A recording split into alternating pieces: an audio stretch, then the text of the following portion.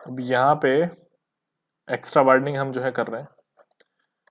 Extra widening क्या होता है, देखो जो हमारा फोर व्हीलर होता है ना, फोर व्हीलर में क्या होता है कि एक व्हील यहाँ का, यहाँ है एक व्हील और एक व्हील यहाँ का, ये फ्रंट के व्हील की मैं बात कर रहा हूँ। बैक साइड वाले जो व्हील होंगे वो कहीं यहाँ पे होंगे। तो जैसे ही कोई भी व्हीकल टर्न करता है ना, तो जो फ्रंट के व्हील हैं वो कोई और पाथ को फॉलो करते हैं और जो पीछे के व्हील हैं वो दूसरे पाथ को फॉलो करते हैं। तो इसी वजह से चूंकि यहाँ पे डिफरेंट पाथ्स फॉलो हो रहे हैं, तो मुड़ते टाइम, उसको टर्न करते टाइम पे यहाँ पे हमें कुछ एक्स्ट्रा स्पेस का रिक्वायरमेंट होता है।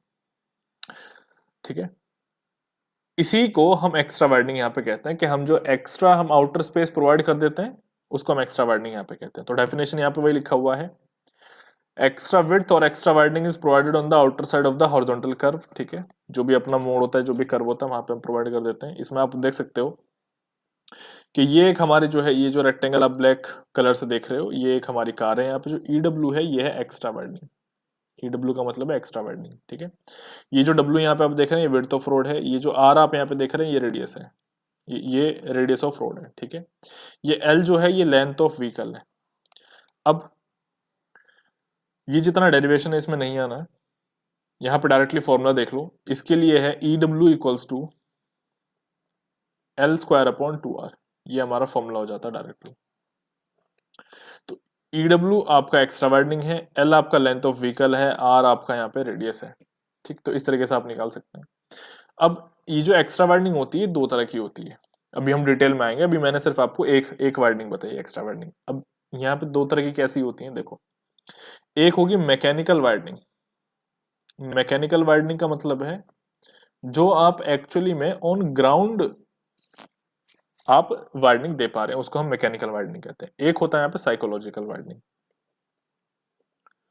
साइकोलॉजिकल वाइडनिंग कौन सा है? साइकोलॉजिकल वाइडनिंग वो होता है कि हम अपने ब्रेन में क्या अंदाजा लेकर के चलते हैं, वो हमारा यहाँ पे होता है। तो इन दोनों को मिला करके हमारा बनता है एक्स्ट्रा वाइडनिंग। ठीक है, इन दोनों को मिला करके बनता है हमारा क्या, एक्स्ट्रा वाइडनिंग। तो ये जो हम यहाँ पे देख रहे हैं मैकेनिकल वाइडनिंग में आता है। अब देखते रहो इसमें, अगर यहाँ पे सपोज करो कि n नंबर ऑफ लेन्स हैं, तो हम क्या करते हैं, ये ई डब्ल्यू एन आ गया यहाँ पे n से मल्टीप्लीकेशन हम कर देते हैं। n हमारा क्या है, नंबर ऑफ लेन्स है। यही हमारा मैकेनिकल एक्स्ट्रा वाइडनिंग होता है, जैसे मैंने अभी आपको बताया था। ठीक, अब साइकोलॉजिकल एक्स्ट्रा वाइडनिंग जिसके बारे में अभी आपको बता रहा था, यहाँ पे P से डिनोट कर देते हैं हम। अच्छा ये सॉरी, ये M है, N नहीं है, M है, ये M फॉर मैकेनिकल। तो यहाँ पे साइकोलॉजिकल के लिए फॉर्मूला होता है v अपॉन 9.5 अंडर रूट में r। ये जो वेलोसिटी है ये किलोमीटर पर आर में है, ये जो रेडियस है ये अपना यहाँ पे मीटर में है। ऊपर अगर मैं बात करूं तो ये जो यहाँ पे रेडियस है ये अपना मीटर में, और ये जो लेंथ है ये भी अपनी मीटर में। ठीक है, तो ये दो चीजें यहाँ पे होती हैं। ये वाला साइकोलॉजिकल एक्स्ट्रा वाइडनिंग जो है इंडियन रोड कांग्रेस ने दिया था, इंपेरिकल फॉर्मूला है, थ्रू रिसर्च पता किया गया था। इंपेरिकल फॉर्मूले का मतलब है कि लैब से रिसर्च करके उस तरीके से पता करते हैं, और ये कभी बदलता नहीं है, इसका मतलब ये होता है। तो टोटल जो हमारा यहाँ पे एक्स्ट्रा वाइडनिंग का फॉर्मूला हुआ वो हुआ NL square upon 2R plus V upon 9.5 under root में R। ठीक है, तो ये हमारा फॉर्मूला यहाँ पे हो जाता है। अब नोट करके लिखा हुआ है, if radius is greater than 300 metre, यानी कि अगर हमारा रेडियस ऑफ रोड जो है वो 300 मीटर से ज्यादा है तो कोई भी एक्स्ट्रा वाइडनिंग हमें यहाँ पे नहीं चाहिए होगा। अगर रेडियस हमारा 50 टू 300 मीटर के बीच में है तब हमें यहाँ पे एक्स्ट्रा वाइडनिंग देना पड़ेगा। दोनों साइड में देते हैं, कर्व जो भी हमारा होगा उसके दोनों साइड में देते हैं, यहाँ भी देते हैं, यहाँ भी देते हैं। और अगर 50 मीटर से कम है तो फिर हम यहाँ पे इनर एज पे एक्स्ट्रा वाइडनिंग देते हैं। ठीक है, इन चीजों को याद रखना है, काफी इंपॉर्टेंट चीज है, प्रीवियस ईयर में आया हुआ भी है। अब है हमारा यहाँ पे ट्रांजिशन कर्व। ट्रांजिशन कर्व के ऊपर जो क्वेश्चंस आएंगे देखो इजी आएंगे, कोई डिफिकल्टी लेवल यहाँ पे ज्यादा आएगा नहीं। सबसे पहले तो ट्रांजिशन कर्व को समझो होता क्या है। ट्रांजिशन जैसे कि नाम बता रहा है, ट्रांजिशन का मतलब होता है कि एक फेज से दूसरे फेज में जाना, है ना। ट्रांजिशन यही तो होता है कि आप जो है ट्रेवल करके जा रहे हैं, ट्रांजिट कर रहे हैं। तो यहाँ पे ट्रांजिशन कर्व होता है कि आप जो है एक स्ट्रेट लाइन से सर्कुलर लाइन या फिर सर्कुलर लाइन से अपने स्ट्रेट लाइन में एंटर कर रहे होते हैं। यानी कहने का मतलब है कि आपका जो एक हाईवे है वो ऐसे सीधा चल रहा था, फिर अचानक से यहाँ पे कोई मोड़ आया, तो उसको मोड़ने के लिए यहाँ पे एक हम कर्व लगाते हैं, ट्रांजिशन कर्व, जो इसको अटैच कर रहा है। स्ट्रेट लाइन से हम कैसे जा पा रहे हैं, स्ट्रेट लाइन से हम जा पा रहे हैं अपने यहाँ पे कर्व में। ठीक है, तो इसके लिए होता है ट्रांजिशन कर्व। तो यहाँ transition curve is provided in between straight and circular curve so that radius changes gradually from infinity to R. ठीक है, हमारा रेडियस जो है वो इन्फिनिटी से आर की तरफ हो जाता है। इन्फिनिटी किसके लिए होता है? रेडियस जब इन्फिनिटी होगा इसका मतलब है कि स्ट्रेट लाइन है। Straight line has infinite radius, ये याद रखना। प्रीवियस ईयर में एक बार ये क्वेश्चन आया था। ऑब्जेक्टिव्स क्या होते हैं? ऑब्जेक्टिव हमारे ये होते हैं, ऑब्जेक्टिव का मतलब है कि हम कर क्यों रहे हैं, ये हम यहाँ पे ट्रांजिशन कर्व क्यों दे रहे हैं। तो ट्रांजिशन कर्व का देने का रीजन सबसे पहला है टू ग्रेजुअली इंट्रोड्यूस करते हैं हम यहाँ पे किस चीज को? सेंट्रीफ्यूगल फोर्स को हम यहाँ पे क्या कर रहे हैं? इंट्रोड्यूस कर रहे हैं। To gradually introduce the centrifugal force between straight and circular curve. To gradually introduce the centrifugal force between straight and circular curve. ठीक है, ग्रेजुअल इंट्रोड्यूस करने का मतलब क्या है? देखो समझो भाई, आप जो है ये स्ट्रेट लाइन चल रही थी, आप यहाँ पे स्पीड से आ रहे थे, तो होता क्या है कि आप जब ऐसे मोड़ेंगे, ऐसे आप टर्न जब लेंगे तो आपके पास फोर्स बहुत सारा होगा, तो वो फोर्स ऐसे यहाँ पे अप्लाई हो जाएगा, वो सेंट्रीफ्यूगल फोर्स होगा। जो गोल फोर्स लगता है ना, वो सेंट्रीफ्यूगल फोर्स होता है। तो उस सेंट्रीफ्यूगल फोर्स को धीरे धीरे आप क्या करते हैं? इंट्रोड्यूस करते हैं। ठीक है, अगर आप अचानक से सेंट्रीफ्यूगल फोर्स लेकर के आ जाएंगे तो फिर जो आपका व्हीकल है वो पलट जाएगा या फिर रोड से ही बाहर चला जाएगा, ये चीज होगी। टू अवॉइड सडन जर्क, अब अचानक से आप मोड़ देंगे तो ऑब्वियसली आपको जो है जर्क लगेगा, झटका लगेगा, तो उसको सडन जर्क को भी अवॉइड यहाँ पे किया जाता है। Next, to introduce super elevation and extra widening gradually. अब सुपर एलिवेशन और एक्स्ट्रा वाइडनिंग को धीरे धीरे इंट्रोड्यूस करने के लिए भी यूज होता है। टाइप्स ऑफ ट्रांजिशन कर्व कितने होते हैं? 3 तरह के ट्रांजिशन कर्व होते हैं, प्रीवियस ईयर में आया हुआ है। सबसे पहला होता है स्पाइरल और क्लोथोइड, पूरा नाम है स्पाइरल और क्लोथोइड। तो यहाँ पे जो है स्पाइरल, आप फिगर देख सकते हैं, जो नंबर 1 है यहाँ पे, आप इसको देखो, स्पाइरल इस तरीके से होता है, आप देख सकते हैं स्पाइरल होता है कुछ इस तरीके से, ऐसे, ये ऐसे जो होता है स्पाइरल होता है। तो यहाँ पे स्पाइरल बनना है। नेक्स्ट है बर्नौलीज लैमिनिस्केट। तो सेकंड है बर्नौलीज लैमिनिस्केट। बर्नौलीज लैमिनिस्केट कैसे होता है? इस तरीके से होता है। यहाँ पे बताता हूँ, लीफ जैसा स्ट्रक्चर जो होता है वो बर्नौलीज लैमिनिस्केट होता है। इस तरीके से हुआ, फिर एक यहाँ से ऐसा हो जाएगा, फिर ऐसा हो जाएगा, ये है हमारा बर्नौलीज लैमिनिस्केट। ठीक है, थर्ड है क्यूबिक पैराबोला। तो आप जो यहाँ पे देख पा रहे हैं ये है क्यूबिक पैराबोला। एक पैराबोला होता है सिंपल ऐसे, और एक होता है क्यूबिक पैराबोला। क्यूबिक पैराबोला थोड़ा नीचे से आता है और सडनली फिर इंक्रीज होना शुरू होता है। ये है पैराबोला। अगर सिंपल पैराबोला लिखा होगा तो फिर उसका मतलब है स्क्वायर है वहां पे। क्यूबिक पैराबोला का मतलब है कि वहां पे क्यूब हो रहा है। तो ideal shape for transition curve is spiral और क्लोथोइड। तो जो आइडियल शेप होती है हमारे ट्रांजिशन कर्व की, वो स्पाइरल या फिर क्लोथोइड होती है, क्योंकि यहाँ पे रेट ऑफ चेंज जो होता है हमारे सेंट्रीफ्यूगल एक्सेलरेशन का, वो कांस्टेंट होता है। रेलवेज में अगर हम बात करें तो रेलवेज में कौन सा ट्रांजिशन कर्व सबसे बेस्ट माना जाता है? तो वो होता है क्यूबिक पैराबोला, वो दिया जाता है वहां पे। अब यहाँ पे है हमारे पास ट्रांजिशन कर्व भी 2 तरह के होते हैं, मैं आपको बता दूं। ट्रांजिशन कर्व एक होता है हॉरिजॉन्टल, एक होता है वर्टिकल। ये हमारा है ट्रांजिशन कर्व, एक हॉरिजॉन्टल है और एक हमारा वर्टिकल है। ठीक, एक हॉरिजॉन्टल और एक वर्टिकल। तो यहां इस जगह पे पहले हम पढ़ रहे हैं अपना हॉरिजॉन्टल कर्व।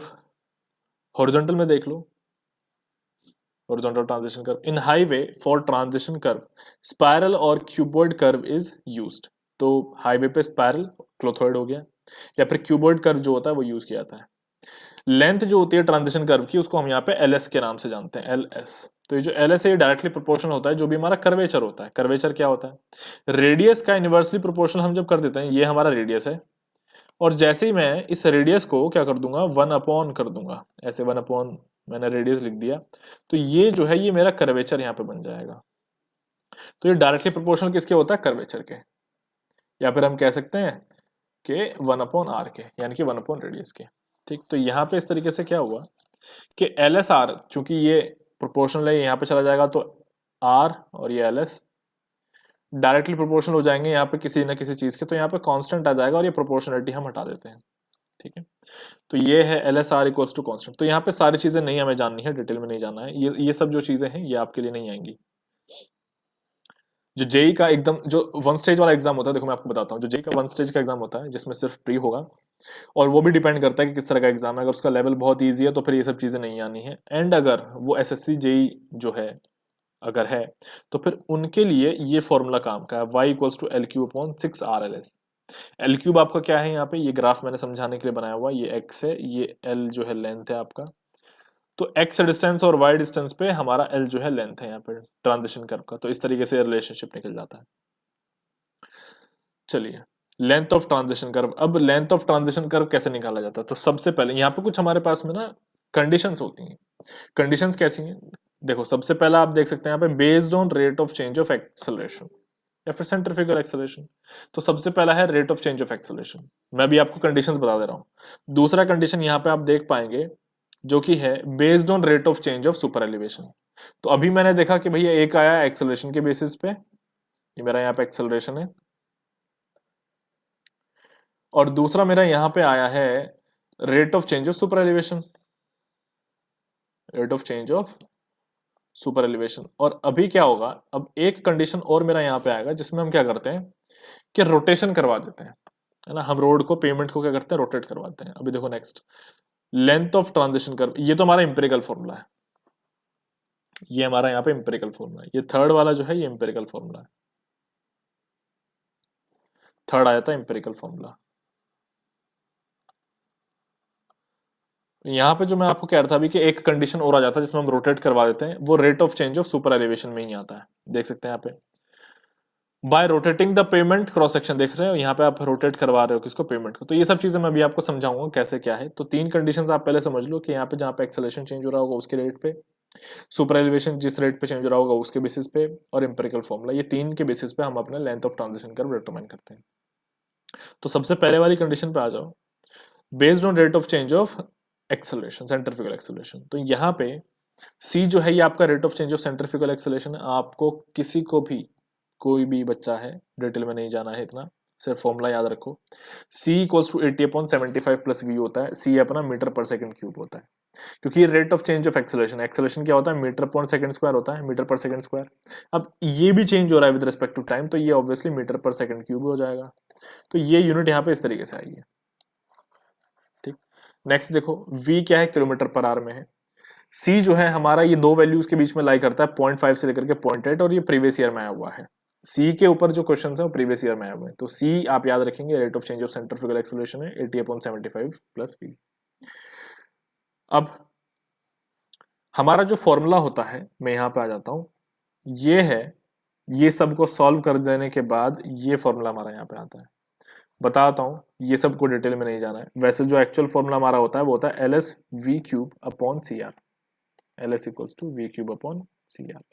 ये फॉर्मूला होता है जिसमें ये जो लेंथ ऑफ ट्रांजिशन कर्व है ये मीटर में आएगा, ये R जो है ये भी मीटर में आएगा, ये C जो है ये मीटर पर सेकंड क्यूब में आएगा, ये जो वेलोसिटी है ये मीटर पर सेकंड में आएगा। लेकिन अब होता क्या है कि वेलोसिटी तो आपको किलोमीटर पर आवर में दी होगी, तो हमको एक फॉर्मूला अच्छे से पता है कि जब भी वेलोसिटी किलोमीटर पर आवर में होगी तो हम क्या करेंगे, 0.278 V कर देंगे, ये हमारी मीटर पर सेकंड में बन जाएगी, ये किलोमीटर पर आवर में।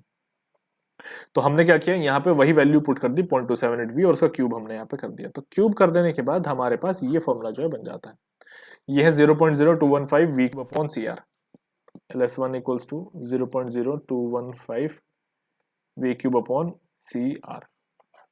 ये फॉर्मूला हमारा जो है हो जाता है यहाँ पे, V यहाँ पे किलोमीटर पर आवर में है। ठीक, चलिए अब नेक्स्ट देखिए, based on rate of change of super elevation. अब सुपर एलिवेशन किस तरीके से चेंज हो रहा है, तो यहाँ पे दो तरीके होते हैं, दो मेथड्स होते हैं पेवमेंट को रोटेट कराने के, सुपर एलिवेशन को अटेन करने के लिए, यानी कि हासिल करने के लिए। सुपर एलिवेशन हमें हासिल करना है, उसके लिए दो मेथड्स होते हैं। दो मेथड्स कौन से हैं, वो रोटेशन के दो मेथड्स हैं। कैसे दो मेथड्स हैं वो बताता हूं मैं आपको। मान लो ये आपकी यहाँ पे रोड है, ठीक है, ये अभी रोड है आपकी, तो मैं इसको दो तरीके से रोटेट करवा सकता हूँ। वो दो मेथड कौन से हैं, एक मैं इसको यहाँ से रोटेट करवा दूं। यहाँ से रोटेट करवाने का मतलब है कि ये जो शेप है अभी ये कुछ इस तरीके से हो जाएगी रोटेशन के बाद में। सपोज ये इस तरह की शेप जो है ले चुकी है। दूसरा मेथड अपने पास में रोटेशन का कौन सा है, मान लो ये अपना रोड है भाई, ये अपना रोड है, और इसको मैं एग्जैक्टली यहाँ सेंटर से रोटेट करा दूं। तो जब सेंटर से रोटेट करवाऊंगा तो ये इस तरह का शेप ले लेगा, है ना। तो ये दो तरीके होते हैं, या तो उसको एज से रोटेट करवाओ या फिर एग्जैक्टली सेंटर से रोटेट करवाओ। तो अब देखो यहाँ पे पहला केस इसमें bye rotating the payment cross section about inner as, है ना। तो एज से मैं उसको क्या कर रहा हूँ, रोटेट करवा पा रहा हूँ। तो जब रोटेट करवाऊंगा एज से, उसके लिए ये डायग्राम मेरा यहाँ पे है। एज वाला डायग्राम ये है और सेंटर वाला डायग्राम मेरा ये है। तो जब एज से रोटेट करवा रहा हूँ तो थीटा यहाँ पे एंगल बन रहा है, ई मेरी जो है वो हाइट है, ये ई है यहाँ पे, ठीक है, डब्ल्यू मेरा विड्थ है। तो अब ई जो होगा, स्मॉल ई जो मेरा टेन थीटा हम यहाँ पे मानते हैं, यानी कि स्लोप जो है वो क्या होगा, पी अपॉन बी होता है, पी मेरा यहाँ पे ई है और ये अपॉन में डब्ल्यू है। तो अब होता क्या है, चूंकि यहाँ पे वैल्यू हमारी बहुत ही कम होती है, जो एंगल होता है वो बहुत ही कम होता है, तो इसीलिए टेन थीटा तो किसके बराबर हो गया, थीटा के बराबर हो गया। तो यहाँ पे ना E equals to W E, हम ये भी कर सकते हैं। तो E equals to E upon W, एक हमारा ये हो गया, और E equals to W E हमारे पास एक ही रिलेशनशिप बन जाता है, ठीक है। अब वो तो खैर क्वेश्चन पर डिपेंड करता है कि वो आपको रोटेशन कितना दिखा दे। नेक्स्ट आ जाओ यहाँ पे, आपका E हमने ये कब निकाला, जब हम थ्रू एज क्या कर रहे हैं, रोटेट करवा पा रहे हैं। अब मान लो सेंटर से हम कर रहे हैं, है ना, मिड से हम कर रहे हैं, तो अब क्या होगा, सेम इसी फॉर्मूले को आप देखो, टेन थीटा हम यहाँ पे निकालेंगे, तो ये हमारा डब्ल्यू जो है ये डब्ल्यू बाई टू हो गया। तो टेन थीटा हम यहाँ पे जब निकालेंगे तो ये पी अपॉन बी होता है, पी हमारा यहाँ पे क्या है, ई है, और बी हमारा डब्ल्यू अपॉन टू है। तो इस तरीके से ई जो है ये हमारा ई अपॉन डब्ल्यू टू बन जाएगा। तो यहाँ पे ई इक्वल्स टू आप देख सकते हैं E into W by two, ये बना हुआ है, ठीक। तो ये सब फॉर्मूले आपको याद रखने हैं। अब इनसे, अभी देखो अभी पूरा सॉल्व नहीं हुआ है, अब इनकी मदद से हम क्या करेंगे, आगे सॉल्यूशन करेंगे। ये देखो यहाँ पे, अच्छा यहाँ पे एक चीज और आई है, वो है एक्स्ट्रा वाइंडिंग। देखो अभी क्या है, मैंने सिर्फ यहाँ पे रोड की विड्थ ली थी, सिर्फ और सिर्फ रोड की विड्थ। हो सकता है यहाँ पे एक्स्ट्रा वाइडनिंग भी हो, तो अगर एक्स्ट्रा वाइडनिंग भी होगा तो हम क्या करेंगे, उस एक्स्ट्रा वाइडनिंग को भी ऐड करेंगे, ठीक है, और ओवरऑल हमारी जो विड्थ होगी उसको हम यहाँ पे लेंगे। तो यहाँ पे है लेंथ ऑफ ट्रांजिशन कर्व। अभी देखो इसके बेसिस पे लेंथ ऑफ ट्रांजिशन कर्व हमारा क्या बन जाता है, तो पहला है यहाँ पे LS2 इक्वल्स टू 150 ई, कब, जब प्लेन और रोलिंग टेरेन होगा तो LS2 इक्वल्स टू 150 अपॉन ई हो जाएगा। दूसरा LS2 इक्वल्स टू 60 ई, एक हमारा यहाँ पे ये हो जाएगा जब हिली टेरेन होगा। और तीसरा यहाँ पे होगा बिल्ट अप एरिया, जो कि होगा LS2 इक्वल्स टू 100 ई, ठीक है। तो इनको आप जो है याद कर लेंगे। अभी हमने दो देखे, तो अभी हमने लेंथ ऑफ ट्रांजिशन कर्व जो है दो देखे। दो कैसे, अब यहाँ पे जो ई लिया जा रहा है ना, ये जस्ट इसके ऊपर वाला ई लिया जाएगा, ये जो हमारा यहाँ पे है, ये जो हम यहाँ पे ये निकाल रहे हैं ई, ये लिए जाएंगे, ठीक। अब इसके बाद में नेक्स्ट मेथड हमारे पास आ जाएगा एम्पेरिकल फॉर्मूला, जो मैं आपको बता रहा था। एम्पेरिकल फॉर्मूला हमारा यहाँ पे होगा, एम्पेरिकल फॉर्मूला है प्लेन और रोलिंग टेरेन के लिए, बिल्टअप एरिया के लिए LS3 equals to 2.7 V square upon R. V हमारा किलोमीटर पर आर में है, LS3 हमारा मीटर में आएगा, आर भी हमारा मीटर में होगा। हिली और स्टीप टेरेन के लिए LS3 equals to V square upon R, एक ये हो जाएगा, ठीक है। तो आपको याद रखना है कि किस कंडीशन पे कौन सा फॉर्मूला अप्लाई हो रहा है। तो ये हमारा एम्पेरिकल फॉर्मूला है,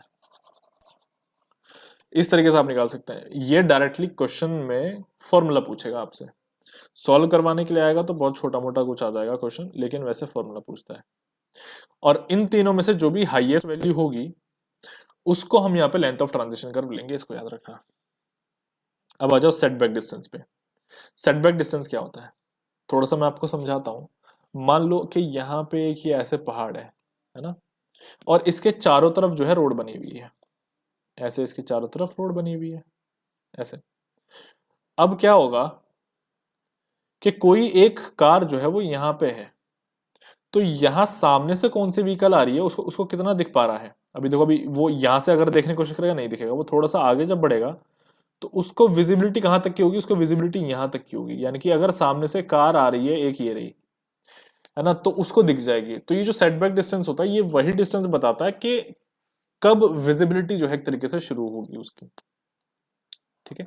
वो कब जो है आराम से देख पाएगा जो आपका ड्राइवर है। तो यहाँ पे सेटबैक डिस्टेंस है, डेफिनेशन उसका पहले, setback distance is the minimum clearance required, minimum clearance है from the centre of the road, road के सेंटर से, to any obstruction near the road, so that sight distance should be available throughout the length of road. दोबारा बताता हूं, setback distance वो minimum clearance है जो हमें चाहिए होता है। मिनिमम क्लियरेंस का क्या मतलब है, देख लो, यहां इस फिगर से देख लेते हैं। यहाँ पे क्या है, यहाँ पे सी पोजीशन है, यहाँ पे बी पोजीशन है, इस बी पे एक आपकी कार है ना। तो सेटबैक डिस्टेंस होगा मिनिमम क्लियरेंस रिक्वायर्ड। तो मिनिमम क्लियरेंस यानी कि आपको कितना क्लियरेंस चाहिए, यानी कितना डिस्टेंस चाहिए कि आप आराम से देख पाए, है ना, सामने से आने वाले किसी भी व्हीकल को। और ये जो मिनिमम क्लियरेंस है कहां से लेता है, सेंटर से ले आता है ना, कहां से लेता है, सेंटर ऑफ द रोड से ले आता है। अब यहाँ पे जो इसने कहा कि साइड डिस्टेंस अवेलेबल हो, साइड डिस्टेंस तीन तरह के होते हैं, एक होता है stopping side distance, intermediate side distance और ओवरटेकिंग साइड डिस्टेंस, ठीक है। तो ये तीनों उसको चाहिए होते हैं। तो पहला केस है यहाँ पे, देखो सबसे पहला केस है LC ग्रेटर देन S। ये LC आपका लेंथ ऑफ कर्व होता है। तो पहला केस है आपका यहाँ पे जब LC ज्यादा होगा S से। अब ये S क्या है यहाँ पे, S है आपका स्टॉपिंग साइड डिस्टेंस, ठीक है। तो सारी चीजें बताता हूँ। Where LC equals to length of curve, जो हमने जस्ट अभी ऊपर निकाला है, इससे ऊपर अभी हमने जो निकाला है ना वो LC था, और जो S है ये है हमारा सेटबैक डिस्टेंस, ठीक। तो पहली यहाँ पे कंडीशन है ये वाली, जब LC हमारा क्या होगा, ज्यादा होगा किससे, S से। और इसी में फिर हमारी एक कंडीशन आ जाएगी यहाँ पे फॉर सिंगल लेन रोड। ये सिंगल लेन रोड के लिए हम यहाँ पे कंडीशंस कौन कौन सी देखेंगे वो बताता हूं मैं अब आपको। हम यहाँ पे एक कंडीशन देखेंगे जब हमारा LC ज्यादा होगा S से, और दूसरा कंडीशन हम यहाँ पे देखेंगे जब हमारा LC कम होगा S से। अब इसी में दोनों कंडीशंस आ जाएंगे, सिंगल लेन रोड के लिए भी आएगा और डबल लेन रोड के लिए भी आएगा। डबल लेन रोड ये दोनों के लिए, LC ग्रेटर देन S और LC लेस देन S दोनों के लिए ये, ठीक है। चलिए अब इसको हटा देते हैं यहाँ से। तो यहाँ पे पहला कंडीशन हमने ले लिया है LC ग्रेटर देन S और सिंगल लेन रोड है। तो यहाँ पे मैं आपको डायरेक्ट एक ट्रिक बताता हूँ, फॉर्मूला क्या है, R minus R cos alpha by 2। अब यहाँ पे कौन सी चीज क्या बन रही है वो समझाता हूँ। यहाँ पे एक चीज देखो, यहाँ पे B है, यहाँ पे C है, इन दोनों को मैंने एक लाइन से ऐसे ज्वाइन करवाया हुआ है। यहाँ पे आप देख सकते हैं यहाँ पे पॉइंट मेरा A है। अब जब सिंगल लेन रोड होगी वो बताता हूँ कैसे होता है। सिंगल लेन रोड क्या है, ऐसे सिंगल लेन रोड है, उस सिंगल लेन रोड के एग्जैक्टली सेंटर में आपको आना है। आप देख सकते हैं ये जो पॉइंट है ना ये एग्जैक्टली सेंटर में है। तो उस सेंटर से मैंने यहाँ पे डिस्टेंस लिया है M, ठीक है। ये मेरा डिस्टेंस क्या है, M, ठीक है। अच्छा एक सेकंड, सॉरी एक छोटा सा मेरा गड़बड़ हो गया है यहाँ पे। अच्छा ये जो मिस्टेक हुआ वो ये हुआ कि S मैंने सेटबैक डिस्टेंस लिख दिया, ये यहाँ पे M होता है। जो M है ये है मेरा सेटबैक डिस्टेंस, S जो है ये एक तरीके से क्लियर डिस्टेंस है जो वो देख पा रहा है, ठीक है। तो अच्छा M हम कहाँ से ले रहे हैं, सेंटर से ले रहे हैं एग्जैक्टली रोड के। अब ये जो आप देख पा रहे हैं जो अल्फा यहाँ पे बन रहा है ना, ये वाला जो एंगल यहाँ पे बन रहा है पूरा पूरा ये अल्फा है। इसको मैं शेड कर देता हूँ, ये पूरा मेरा एंगल क्या है, अल्फा है। तो इस अल्फा का मतलब क्या होता है, इस अल्फा एंगल का मतलब है कि हम हमारा जो यहाँ पे आप देख सकते हैं जो रेडियस जो एंगल बना रहा है ना, वो है। अब ये कहाँ से लेते हैं, यहाँ पे आप मिनिमम डिस्टेंस लो। आप देखो यहाँ पे एक तो LC है, LC आपका क्या है, ज्यादा है ना S से, तो आप देख सकते हैं कि S आपका यहाँ पे है। ये देखो यहाँ पे S है और यहाँ पे S है, यहाँ से शुरू हो रहा है। बट आपका जो LC है वो यहाँ से है ना, यहाँ से है। तो यहाँ पे हम जो मिनिमम डिस्टेंस होता है ना LC और S के बीच में जो मिनिमम डिस्टेंस होता है वहां से हम अपना अल्फा एंगल मेजर करना शुरू करते हैं। तो यहाँ से S जो था, यहाँ से हमने अपना एंगल लिया, उसको हमने अल्फा लिया और उसको ना डिस्ट्रीब्यूट कर, उसका एक तरीके सॉरी डिवाइड कर दिया हमने दो पार्ट्स में, अल्फा बाय टू इस तरीके से। चलिए अब नेक्स्ट देखो, इसी में तो हमारा जो पहला फॉर्मूला बनता है वो बनता है R minus R cos alpha by 2। Next आ जाओ डबल लेन में। डबल लेन जब हमारे पास में होगा तो आप यहाँ पे देख सकते हैं डबल लेन में कैसे होता है। मान लो ये आपका रोड है, ऐसे ये पूरा पूरा रोड है, तो इसमें एक तो एग्जैक्टली सेंटर से ऐसा लाइन जा रहा होगा, है ना, और यहां से भी ऐसे लाइंस जो है जा रही होंगी। ये जो मैंने डॉटेड लाइंस ली हैं ये कौन सी ली है वो मैं बता देता हूँ अभी आपको। जैसे मैंने अभी आपको बताया था हम कि कहाँ से लेते हैं, हम एग्जैक्टली सेंटर से लेते हैं, है ना। तो हम जो यहाँ पर डिस्टेंस ले रहे हैं ये देखते रहो, ये मैं अभी 4D मान लेता हूँ, ठीक। ये मेरा क्या है, 4D डिस्टेंस है। तो ये मेरा यहाँ पे D होगा इतना, और ये भी मेरा यहाँ पे जो है D होगा इतना डिस्टेंस, ठीक। अब तो यहाँ पे जो मेरा फॉर्मूला बन जाता है, ये देखो ये साइड वाला 2D हो गया, इसीलिए ये जो इतना है ये मेरा क्या हो गया, 2D हो गया, ठीक। तो यहाँ पे जो हम लेते हैं अपना वो यहाँ पे लेते हैं, अभी अभी भी यहीं पे हम लेते हैं इसको, ठीक, तो ये हमारा यहाँ पे हो जाता है फॉर्मूला R-R - D cos α/2। तो आप देख सकते हैं ऊपर जो फॉर्मूला है एग्जैक्टली वैसा ही है जैसा ये था। तो R माइनस ये वाला जो R है इसमें से R - D कर दो बस।